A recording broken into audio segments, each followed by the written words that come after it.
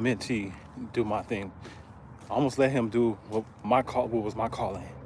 Have you ever waited so long on something God had told you to do, and you almost lose the opportunity, or the dream just slip out of your fingers? Well, that's what I'm gonna talk to you about today. Well, early, I used to be, when I first kind of got in the barber world, I was about a couple of years in. I always had this dream of wanting to open up my shop and do my own thing. But when I got to barber college, I decided to go work and get some experience with some people that's been in the game for a while. And I ended up getting into this one particular shop where two of the master barbers there, they were really, really good. They were really, really good. And, they were the owners of the shop as well. And they both had their own massive clientele. And it was awesome, right? It was awesome to be in the same room with greatness. It was awesome to be able to learn from them. And I remember asking one of them one time, I remember asking him specifically, what is good barber money, right? And I remember asking, what is good barber money? And at the time, mind you, this is a very long time ago, but at the time he said it was, if you can make $100 a day and $150 on the weekends, which was Friday and Saturday for the barber world, that's good barber money. I was like, okay, cool. So I set that to be my target. To be able to, make that my goal, my financial goal. So my next goal now is $100 a day and $150 on Fridays and Saturday.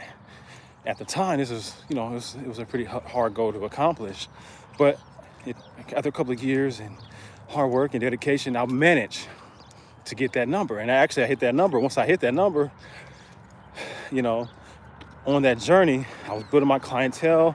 I was working on my business skills, and a couple of years go by, and I hit the number. And I remember asking, the barber, the mentor, I was like, okay, great. I hit it, and I was excited, right? And I was like, so what's the next level? What's next? And he's like, well, just maintain that. And I was like, okay, I can do that. So I maintained those numbers for a little while. But as I maintained those numbers, I also kind of feel a little complacency sit in, it was like I wanted to strive for more. I was still young. I was probably only like 22, 23, 20, something early, right? Something like that. Think about 23 or something like that. And I remember he was just saying, just kind of maintain that. And so, all right, cool. But then as years go by, I remember this is kind of boring to me. I felt like, ego had stepped in. I felt like I was really good now. Like my skills had gotten a lot better. I kind of was building a personal brand on the journey. My clientele was going well. I was taking care of my daughter. I had a little money. I had my own place, had my own car. So I was doing fairly well for myself. But I was thinking at that moment, I capped out. I'm doing everything my mentors are doing. So I was like, there has to be more. So I found it upon myself. I said, I think I'm gonna stop. I think this is it for me. Y'all been doing this for however long, and this is all y'all doing. I did it in a very short time. I need to do something different, or I'm just gonna retire from barbering. And I remember telling my cousin that one time, man. My cousin's a real ego breaker. He'll break your ego real easily, real hard, and break you down real simple, right? And I remember telling him that one day, and he's like, man, you're not even that good. He's like, I mean, you're good, but I mean, you ain't really accomplished much. And he said, you can't do, and he started naming all these things I wasn't good at yet, and all of these things that I haven't done. He's like, you can't do hair color, and you can't do designs, and you can't do this. And I'm like, hey, calm down. But I was like, all right, I hear you. So he challenged me to kind of take, bring it up a step, right? I said, okay, cool. So I accepted the challenge, and I just started doing some research, and I found it upon myself to find a hair show that was going on in Chicago later that June. And I was like, okay, cool. I wanted to I was going to go. I never been to one, and I decided I was going to go as a gift for my birthday to myself. So I decided to go, And at the time, me and my girlfriend, we went out there and went to Chicago for a birthday gift for myself. And man, was I transformed in what happened next. So here I am in Chicago, and I'm seeing all these barbers and these hairstylists at this hair show, and these people are doing things that I've never seen before. I'm talking about these people are doing like colors, these vibrant colors. They're doing designs, like it's like a whole nother level of skill that's way beyond me. And I'm like astounded, I'm ecstatic. I'm like, oh my God, my eyes are bugged. I can't sleep, my heart is pumping, my heart is racing, my mind is like amazed. In fact, I remember this was around the time when actually Obama was running for president. I remember a gentleman, we was in Chicago, so he actually, Obama's from Chicago, he actually put Obama's face in the back of someone's head with clippers. Like, what? And it was all hair. So, I mean, it was just amazing. Like, he literally put a portrait in the back of somebody's head. And it's just so amazing. Stuff that I've never seen before in my city here in Omaha. Small little Omaha. So when I came back, I was so ecstatic. I wanted to share everything I learned. I wanted to share everything, with my barber peers. And they was like, They just kind of like blew it off like it wasn't anything. And I was like, this is amazing. But the only thing was, I never seen anything like that where I'm from. So I wanted that high again of that thrill that I had when I was in Chicago. So I decided after I found myself every month traveling to a different state, doing a different hair show. There was hair show after hair show after hair show, and I was addicted to one of these hair shows, and I was getting that thrill. And I did that for about a year or so. And then the following year, I decided to start competing myself. So I started competing, and I started winning trophies, and then I started networking with some of these people. And I was doing bringing all these cool designs back to my city, and nobody ever seen some of this stuff. So my brand was growing even faster. My money was going even faster. And I was like, man, if they just knew what I was doing and what I was seeing, if they had it here in my city, how amazing would my people be here? How amazing would my fellow barbers and fellow hairstylists, how would they feel? They had the same feeling I had. So I decided I was going to bring one to my city. Well, for the next 2.5 years, it didn't mean to be that long, but that's how long it took. Well, that's how long I did. I went for the next 2.5 years. I was studying. I was going to these hair shows and watching the barber battles. I was watching how they set up, how they broke down, how they marketed, all of the intricate things, the lighting. I documented everything, and I was posting stuff on Facebook back then, and so everybody knew I was traveling. They knew what I was doing. So some of my mentees that I was teaching, they started to get inspired, and then one particular, he decided to go to Tampa one time and go to a hair show himself. And I remember him coming back, and he had just opened up his own barbershop, and I was there supporting him to see what he's doing. And I remember him telling me, he was so excited, just like I was. He was like, oh my God, I was in Tampa, and this barber competition, this hair competition, and I was in it, and it was so great. I want to do one here in Omaha. And I was like, wait, what? I was like, and my heart just dropped. Because I was like, no, this is what I'm about to be doing. I've been doing this for in my mind, I'm saying, I've been doing this and studying this for 2 years. I can't let him do what I've been doing for so long and to be the first one to do it. I've been working on this. So I said immediately, I was like, don't worry. I'm going to bring one here in Omaha. So don't worry about it. I've already been doing the research. You can just help me launch mine. He's like, great, fantastic. So now I'm like, oh man. So now I have to do it. I'm forced to do it. And I was like, but I hadn't had any plans on launching no time soon. But because I committed to him and that, I didn't want to be the person to kill his dream because my dream hasn't started. Have you ever been in a place where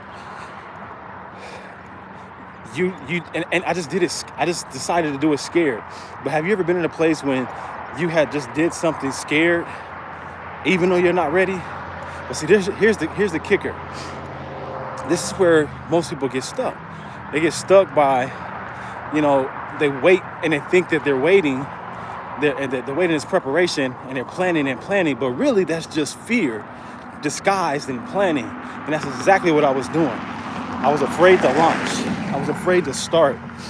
And it wasn't until somebody almost was just going to do it and didn't even have a plan, was going to take your gift away from you. And here's the cool thing that I've learned later in years is that, like, when an idea comes to your mind, if you don't act on that idea, that God's going to get an idea to somebody else that's going to act on it. So you've got to act on those ideas. So, but here's the point. Here's the point. I did it anyway. I launched. I did it scared. And then at first, when I first launched it, of course, disruption, because I had an intention, disruption showed up immediately. And the disruption was this. People from Omaha, they didn't want to do it. They didn't want to invest. They never heard of anything, what I do, this hair show that I want to bring here. They didn't want to invest in it. They're like, I'm not going to compete. I'm not going to give you money for it. And that's all these walls of resistance I kept coming up against. But so I really didn't have a show. I didn't have a product. And I had already launched it on social media that I was doing this thing. So I had to stay and honor my commitments. Well, what happened next was I got on the phone and called some of my friends that I've networked with over the years out of the States. And I called them up. They was already doing it. So I called them up and they said, yeah, I'll come. I'll support you. I'll come out here. And these people were coming from all across the States to come to my city to support me, even though my own city wouldn't support me at the time. And it's because they were unaware. They didn't know. Well, all of a sudden, now I have a product. Now I have a show. I kept pushing. And to my launch date, and my launch date happened, this big snowstorm happens. So even more resistance. And this was in March. And I remember that most people was like, hey, are you still doing this show? It's a blizzard out here. And I remember praying and said, God, it's in your hands, whatever happens. And I walked down at the bottom of the hotel room where the show was, and it was 500 people in there. I was amazed. I was astounded. I was like, oh my God, it's worked. And this is what I want to help you understand. The lesson I got out of that is to launch before you're ready. Do it scared. Do it ugly, because your life will change. Because here's the thing. Most of the time people won't start because they think they need to learn more information. You don't need any more information. They get the planning. But planning is just the fear wrapped up in your plans. Do it scared. Do it now. Do it ugly. The next version of you is waiting, and there's people on the other side of that scared, ugly feeling that it will keep you from your calling, your ideas, and the person you're looking to become. There's people waiting on you to become. So just do it. And that's what this day is like. This is day 21. This is what habits are. If you get in the habit of making yourself uncomfortable and doing things ugly, scared, because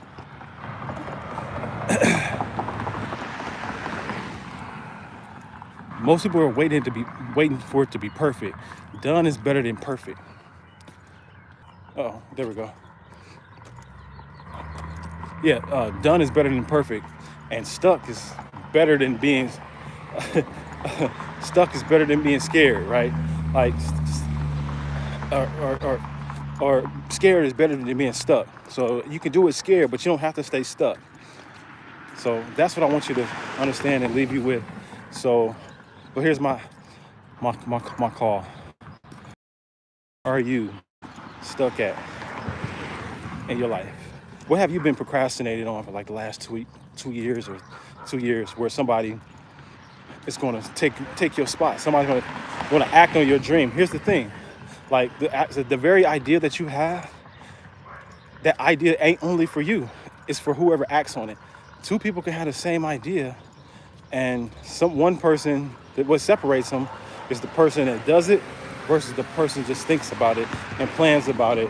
That person stays stuck, and the other person's life changes. Don't be that person. Your greatness within you. I'll see you at the top. Peace and love.